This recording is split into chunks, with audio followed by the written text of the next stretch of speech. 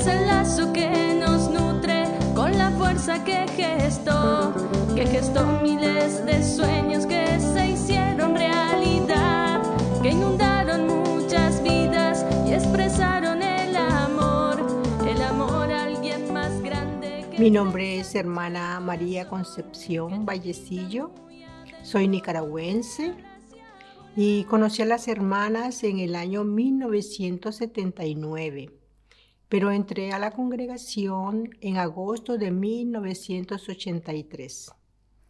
¿Puede contarnos cómo usted llegó a conocer las hermanas y por qué ingresó en el instituto? Cuando era joven, pequeña, quizás adolescente, yo era catequista en el Centro Juvenil Don Bosco de Managua. Y ahí crecimos, mis hermanas también, tengo dos hermanas, una hermana mayor y otra hermana, y después otros hermanos pequeños, pero casi siempre estuvimos en el Don Bosco. Era un espacio muy bueno para los jóvenes. Y mi mamá decía, ustedes deben llevar su cama allá, porque ustedes siempre están allí. En verdad era un espacio muy bueno para nosotros, porque los salesianos tenían ese carisma con los jóvenes de atender, de hacernos conocer a Don Bosco.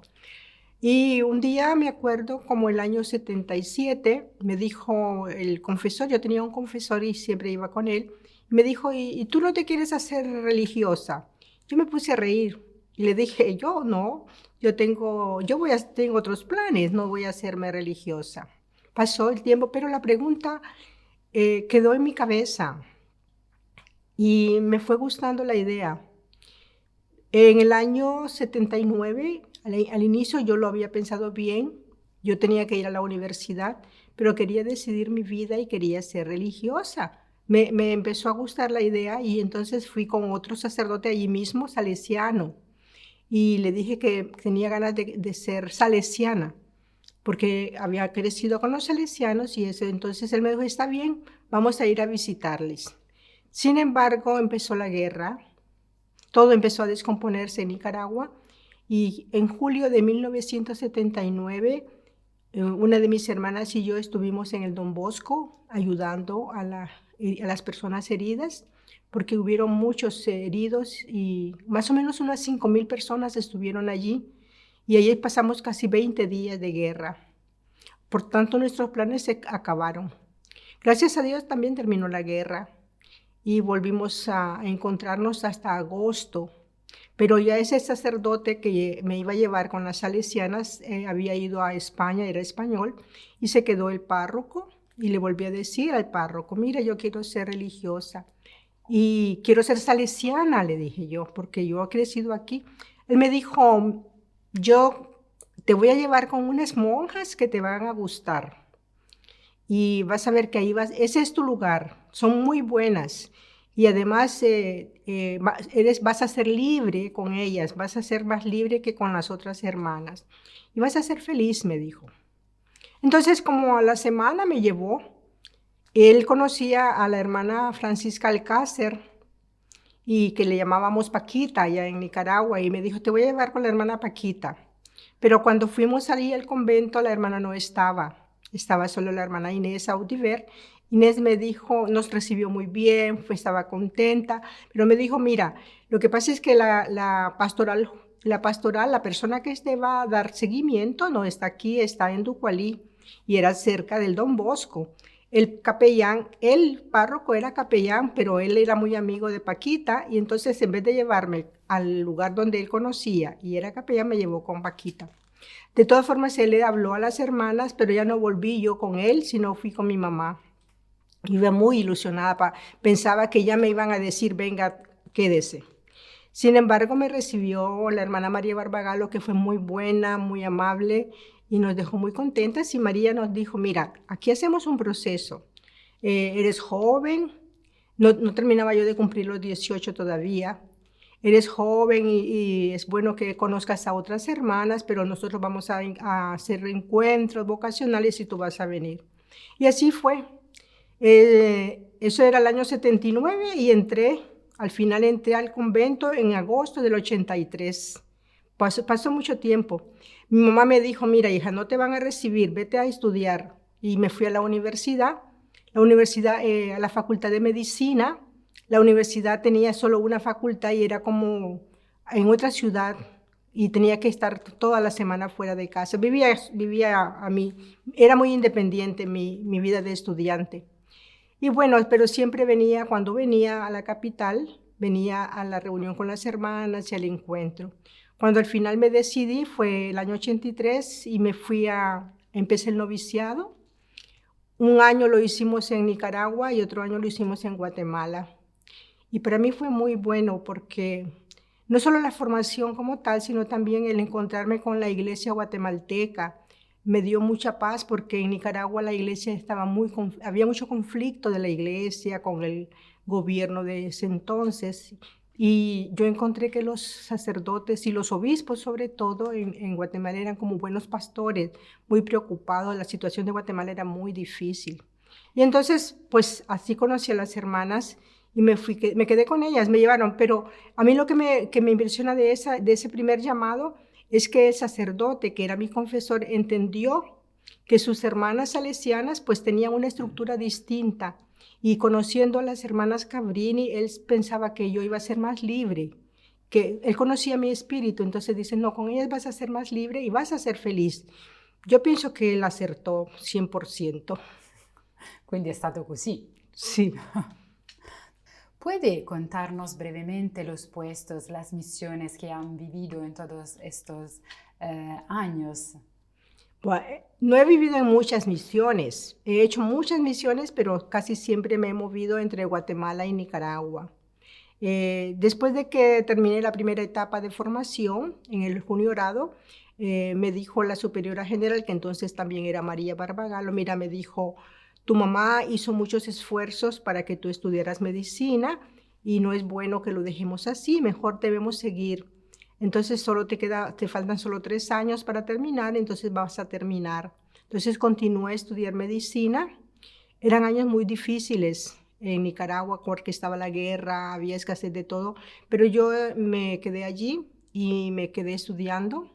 Fue el último año de medicina fue de los más duros porque la guerra que hacía que a los hospitales en que yo estaba, especialmente estuve en un hospital militar, la gente llegaba joven, heridos, sin pierna, sin brazos, y yo miraba cómo moría gente muy joven en el hospital. Me desgastó mucho emocionalmente, pero seguí adelante, tenía mucho apoyo en la comunidad y las hermanas al final dijeron, mira, Conchi, no podemos dejarte aquí, necesitamos que salgas, es demasiado pesado esto y hay que sacarte. Y entonces me mandaron a Guatemala. Yo ya había terminado la medicina y me fui a trabajar a Guatemala. Guatemala es como mi primera misión ya como profesional. Y yo empecé a trabajar en la clínica, trabajé en pastoral juvenil. Yo era siempre entusiasmada por los jóvenes, hacía pastoral juvenil, empecé algunos estudios también de vida religiosa y combinaba todo. Estaba muy contenta. Son de los años en que más me he realizado, pero ciertamente se desgasta uno. Y luego antes de ir a los votos perpetuos, me permitieron ir a Brasil. Trabajábamos porque era parte de lo que hacíamos, pero nos habían mandado para tener una experiencia antes de hacer los votos perpetuos. Estuve en una favela de Río de Janeiro que era muy conflictiva, siempre había tiroteos, decía yo, nunca voy a dejar de estar con gente de heridos y con eso. Pero estuvimos ahí casi 4 meses y volví a Nicaragua, a Guatemala otro tiempo. Después también trabajé en Nicaragua, pero nosotros en Nicaragua no tenemos acción en salud. Entonces yo trabajaba en hospitales públicos y me fue muy bien trabajé mucho, me gustó mucho trabajar porque no tenía que estar exactamente en una obra nuestra. Al estar en una obra laica, donde nosotros no teníamos ningún poder, me sentía muy libre, no cargaba sobre mí, aunque yo tenía la dirección, yo era subdirectora entonces de ese centro, pero no era como una angustia de qué va a pasar, sino que trabajaba como se debía y vamos adelante. Luego volví a Guatemala, estuve 4 años, casi 5 años en Madrid, para hacer la formación teológica, estudié teología y filosofía, pero también apoyaba lo que era el voluntariado internacional. La provincial de ese tiempo, que era Madre Rafaela Cherqui, me pidió que le apoyara. Hicimos un trabajo bonito con Rafaela y tratábamos de llevar adelante la acción de las voluntarias. Ese año llegaban voluntarias de Estados Unidos sobre todo y de Argentina. Y también mandamos gente a ir a la Argentina y a Centroamérica como voluntarias. Entonces ese era un poco el servicio que yo hacía. Quise hacer pastoral vocacional, pero no tenía la misma respuesta, porque la juventud de España para ese momento había cambiado mucho y yo no encajaba mucho con la psicología de los jóvenes de ese tiempo, pero fue bueno. Tenía un grupito pequeño en la escuela y trabajaba algo. Había gente muy comprometida.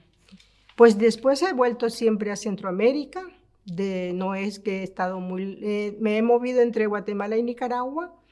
Me preparaba, la hermana Lina quiso que me fuera a preparar, no sabía exactamente para qué me quería, pero me mandó a prepararme a Nueva York. Estuve 18 meses. Ahí tuve la oportunidad de trabajar también con los migrantes, pero como le daba consulta médica. Tenía otro médico muy bueno con el que llegábamos cada lunes y teníamos una clínica y atendíamos migrantes. Era una experiencia interesante porque no era que yo podía hacer grandes cosas como médica, pero primero me encontraban a mí que hablaba español y ellos se sentían más en confianza, se identificaban, sentían que alguien que les escuchaba y les entendía, pues les ayudaba, ¿no? Lo hacíamos cada lunes, por un buen tiempo lo hicimos estando en Nueva York. Volví a Guatemala.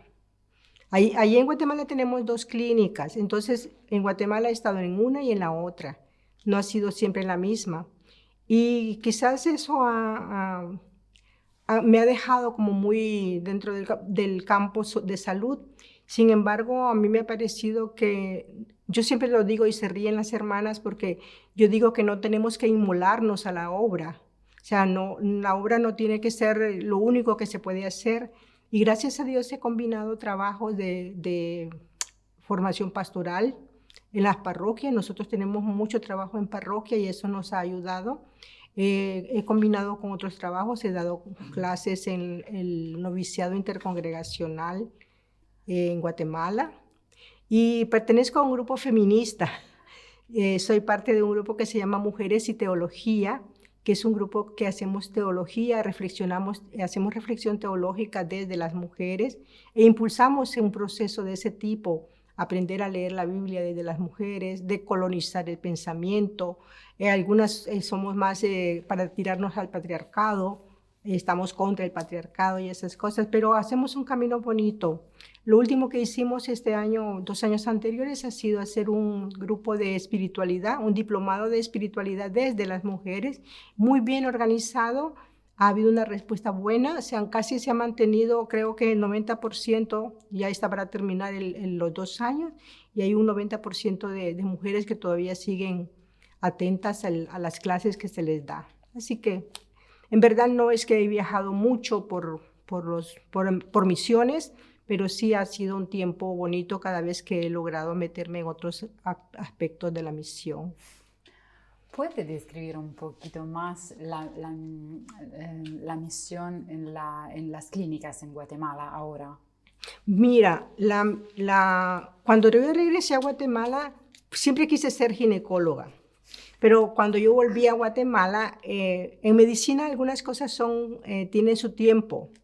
Ya tenía 32 años y no permiten entrar a la facultad, a la especialidad después de esa edad, por lo menos allá en Guatemala. Entonces yo le pedí a Madre Lina que me dejara hacer una maestría. Hice una maestría en salud pública con énfasis en gerencia. Eso me dio a mí un montón de cosas. Me di cuenta que esa era una especialidad muy creativa, porque además de dar consulta médica, que también lo hago, podía hacer proyectos, gestión de salud, y la cosa es de que aprendí a gestionar la salud con la comunidad. Entonces, para mí es muy importante poder estar en la comunidad haciendo que la gente participe. La comunidad vista desde el punto de vista preventivo hacer que la gente entienda que si está enfermo no es solamente un problema de fiebre o de diarrea, sino que se puede hacer algo más que tomar una medicina. Se puede buscar mejor agua, mejor higiene, incluso hasta hacer protestas, de decir que defender sus derechos, ¿verdad? De tener dignidad. Entonces, todo ese tipo de acciones de salud desde la comunidad han sido las cosas que yo creo que fuimos mucho más creativas. Si me hubiera hecho ginecóloga, atendería partos y mujeres, pero este espacio me da para atender a toda la población, pero no con un sentido paternalista, sino con un sentido de que ellos tienen que ser protagonistas del cambio. Y eso es lo que creo que hace que las obras vayan adelante. ¿Puedo preguntarle si están experiencias, encuentros que en todos estos años han impactado profundamente en su vida, en su corazón, como misionera? Bueno, tengo muchísimas experiencias que han impactado mi corazón. Quizás te voy a contar dos experiencias. En la vida de atención profesional como médica, en un tiempo, allá por los años 90, decidimos ir a hacer atención médica al Quiché. El Quiché es una población indígena de Guatemala que para ese momento había vivido demasiado violencia. El Quiché es de la tierra martirizada, más o menos unas 400 aldeas fueron martirizadas, aniquiladas, y quedó muy poco. Entonces con la hermana Lucy quisimos ir allá. Y íbamos cada 2 meses, no íbamos tanto, entonces hacíamos jornadas, no era constante, y no teníamos capacidad para abrir una clínica y quedarnos, aunque el obispo quería que hiciéramos eso. Él al final nos permitía en estas experiencias de cada 2 meses.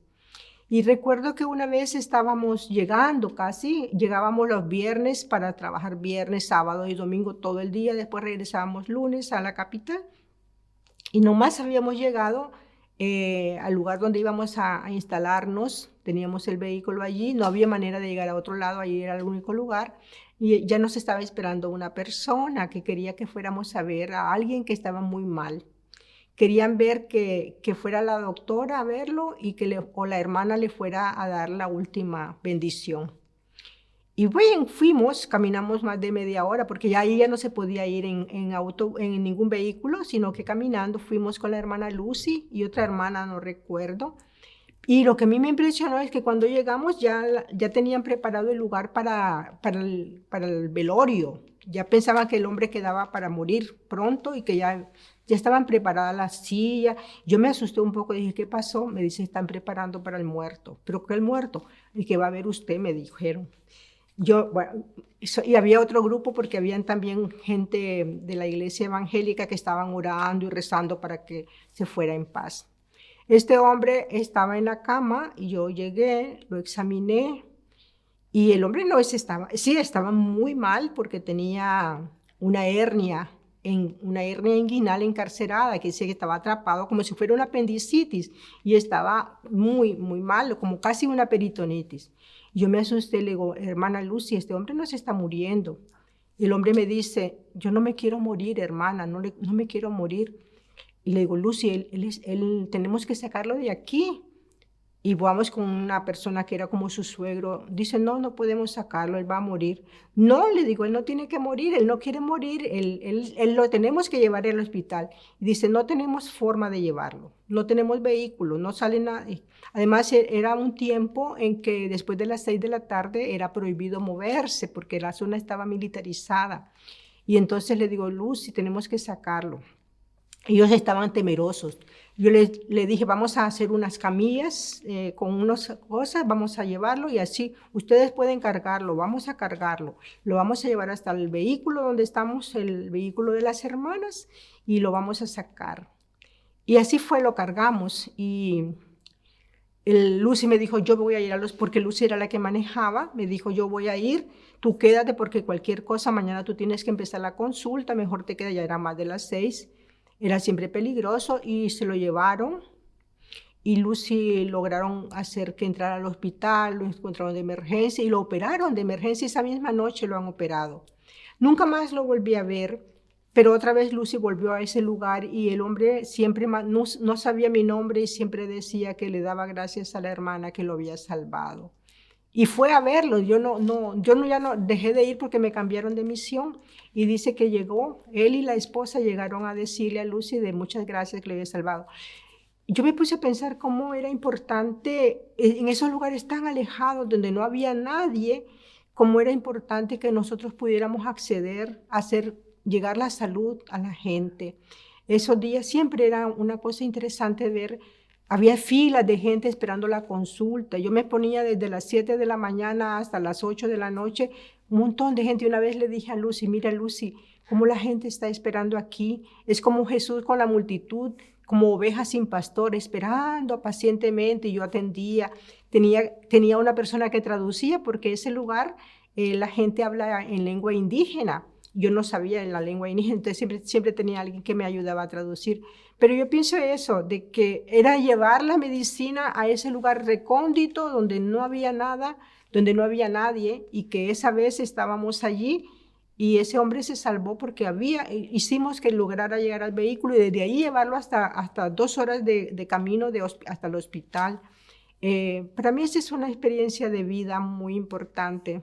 Tengo muchas experiencias, especialmente cuando trabajé en el hospital, estuve en un hospital militar atendiendo heridos de guerra. Algunos se murieron, pero todos los que pasábamos el turno en el hospital, digamos, hoy entrábamos a las 7 de la mañana y salíamos al día siguiente a las 5 de la tarde, y si nos tocaba hacer turno en la unidad de cuidados intensivos, para nosotros el gran desafío era entregar vivos a todos los que habían quedado. O sea, porque los chicos morían, gente de 20, de 19, 20 años moría, y era muy terrible, era desgastante, porque uno decía que se mueran los viejitos, pero que se muera la gente joven. Son historias muy, muy, muy duras, pero quizás tengo que decir que también Dios me dio muchas historias de consuelo, de consolación. Y tengo una experiencia que casi nunca comparto, pero creo que ha sido fundamental en afianzar mi vida. Y es cuando yo hice mi mes ignaciano. Todas las hermanas normalmente, antes de los votos perpetuos, tenemos un mes de ejercicios espirituales ignacianos. Recuerdo que lo hice en Argentina y el último día hay una meditación que se llama la meditación para alcanzar amor. Y esa es una oración muy profunda. Después de un mes que ha estado haciendo varios ejercicios, en esa oración yo empecé a hacer la contemplación, tal como indica el sacerdote, y yo creo que yo llegué a tener una experiencia muy profunda de vida. Para mí había llegado a un estado como de indiferencia total. Yo decía, hoy me puedo morir y soy feliz, y puedo vivir 100 años y soy feliz. O sea, de tal manera me había llenado el mes ignaciano, la experiencia de que yo pensé que cualquier cosa que viniera siempre iba a ser la voluntad de Dios. Y por eso creo que esa es una experiencia profunda que me ayudó a dar un salto en mi vida. Otra experiencia que fue muy buena es la experiencia cuando murieron los 6 jesuitas en El Salvador. En El Salvador mataron a 6 jesuitas. Yo conocí a 2 de ellos y recuerdo que yo estaba con mucho conflicto no me sentía bien porque había cambiado la misión, estaba siempre muy angustiada, que si esto era lo que yo tenía que seguir haciendo. Y me acuerdo que había escrito una carta a María Barbagallo, que entonces era la general, y no la había mandado al correo. Y esa tarde me llamaron por teléfono un amigo mío, también un hermano marista, me llamó y me dijo, mira Conchi, te tengo una mala noticia. ¿Qué pasó? Mataron a los padres jesuitas en El Salvador. Yo me quedé congelada y le digo, ¿a quién mataron? ¿A John? No, me dice, John sobrino, no. ¿Y quién? Juan Moreno, Amando López. Y me empezó a decir todos los nombres, Ignacio Yacuría. Yo había conocido a Juan Moreno y a Amando López como personas buenas. Y yo no sé, de alguna manera esa muerte me impactó tanto que pensé, estoy preguntándome si debo seguir adelante con esta vida que Dios me ha dado. cuando estos han dado toda su vida. Y eso cambió completamente para mí. Y para lo demás se volvió relativo, mis preocupaciones, mis oscuridades, como que tomaron otro rumbo y me dije yo, no, la única cosa que hay que hacer es seguir adelante. Ellos han dado su vida, yo no me puedo quedar atrás. Yo me sentía que mis problemas eran nada contra todo lo que había pasado. Y en esa línea también aprendí a vivir en Guatemala, que me enseñó, Guatemala es una tierra para mí muy significativa porque todo el martirio que ha vivido la gente del Quiché y todos los otros pueblos me enseñaron que la vida solamente puede darla, que hay que ser generoso, que no se puede, hay tanta gente sufriendo, hay tanto dolor, hay tanta injusticia, tanta ignominia, que tú no puedes quedarte de brazos cruzados y decir, ay, que no estoy feliz, me voy. No, la vida solo hay que darla, no hay otra manera de vivir. Esas experiencias han marcado mucho. He tenido siempre muchas dificultades porque tengo un carácter un poquito tremendo, ¿verdad?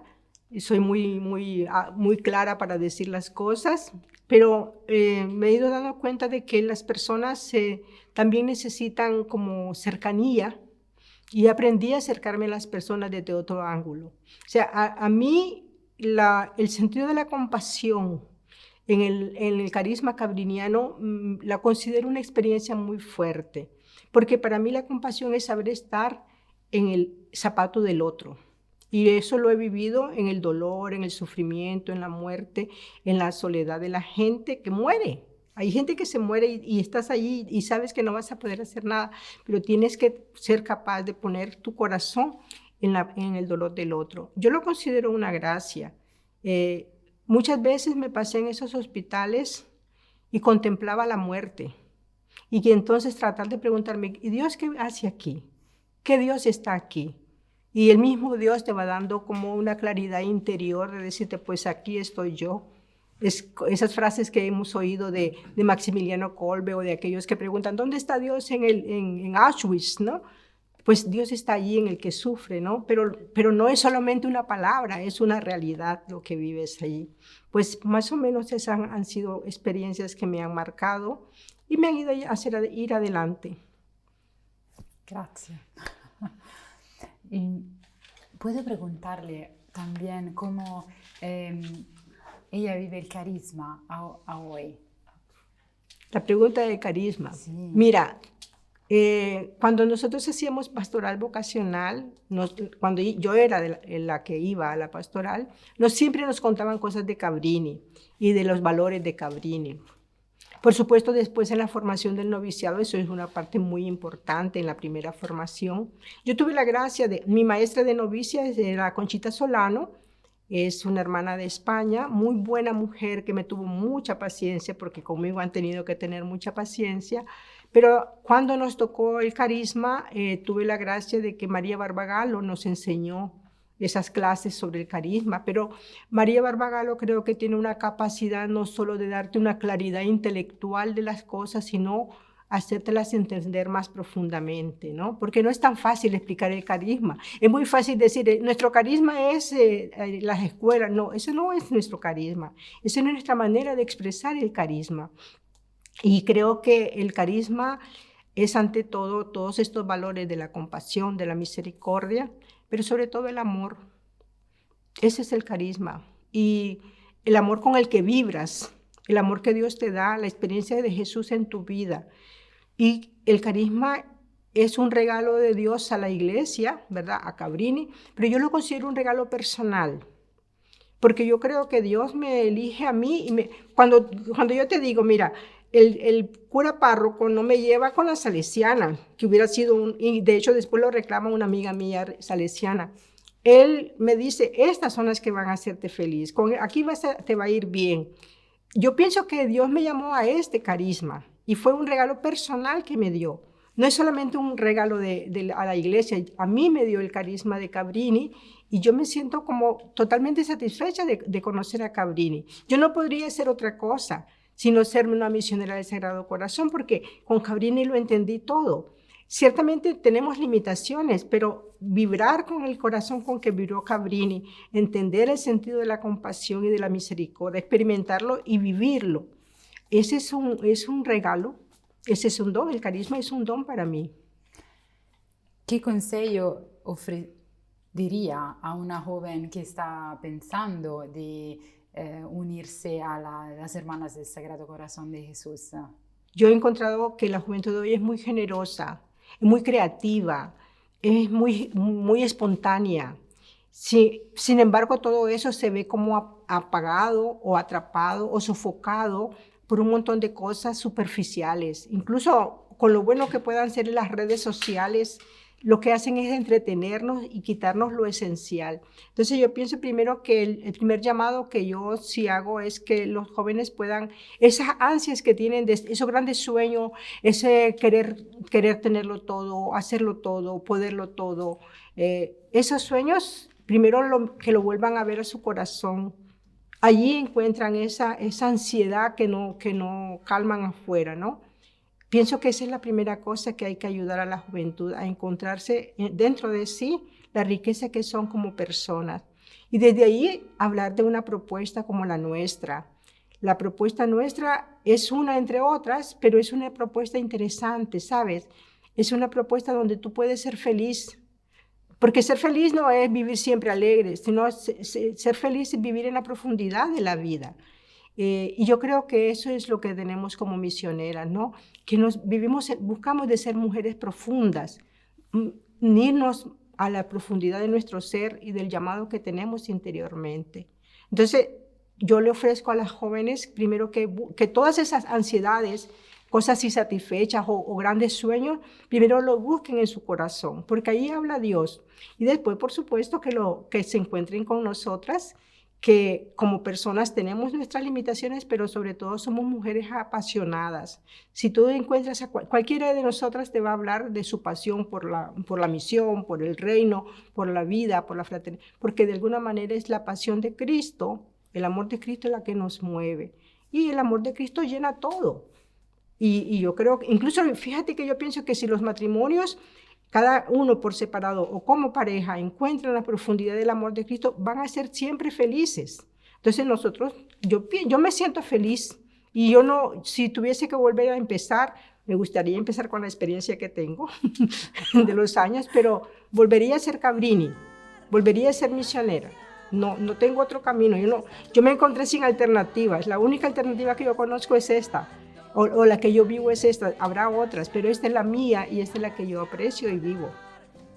Así que están invitadas las jóvenes a vivir profundamente y si quieren vivirlo entre nosotras son bienvenidas. Grazie, hemos hecho como se dice. Abbiamo finito.